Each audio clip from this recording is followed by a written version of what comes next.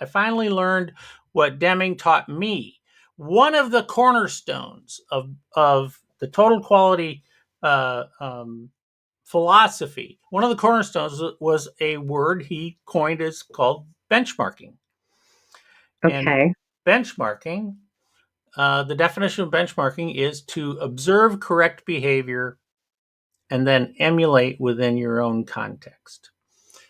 Deming also explained that there are two types of benchmarking. One he called it intrinsic, and one was extrinsic. In other words, Mhm. internal and external. Right now, Mhm. so what do we got going on? What did we just talk about with the box? We talked about the box that everybody's in. Everything that's happening inside that box is internal. It's intrinsic benchmark. We're benchmarking. That's what we're doing. We're watching the competition. We're watching all the competitors in our box, and that is intrinsic benchmarking. Benchmarking. Easy for me to say.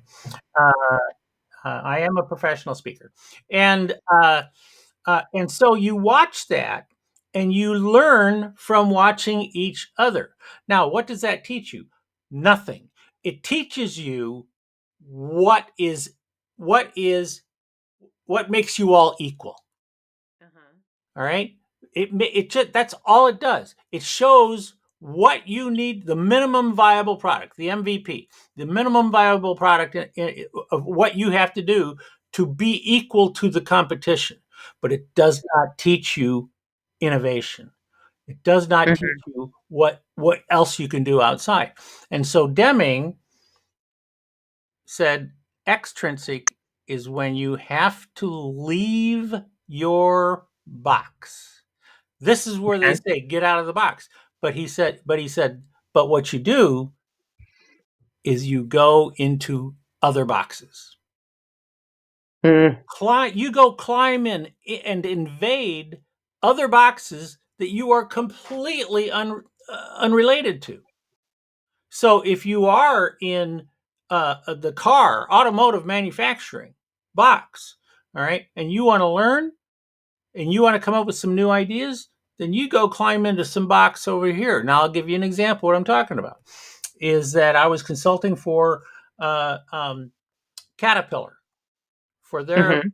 big, big stuff, dirt movers and excavators, and I mean just big, really cool toys, guys' toys, right? And I'm consulting for these guys, and they want to come up with some new ideas for how do they market, how do they teach their customers, how do they work with people in ways that are different from everybody else, right? And I said, Mhm. okay, cool. So their offices were outside of Chicago. We got a bus, and I drove the executive team to downtown Chicago to this store. It was the only store in the world at the time. Now it's all over the U.S. And it was called the American Girl Store. I love where you're going. You could not pick two further ends of That's the right. spectrum, That's right. right? Yeah. Yeah, So I great was example. taking them into a box that they couldn't possibly have ever thought of. Yeah. All right. I had to pull them kicking and screaming out of the bus into the store. And I said to them, I want you to go into that store, and all I want you to do is I want you to study how they take care of their customers. What do they do to interact with their customers, and how do they take their money? And the customers are happy to Mhm. give them their money. Okay.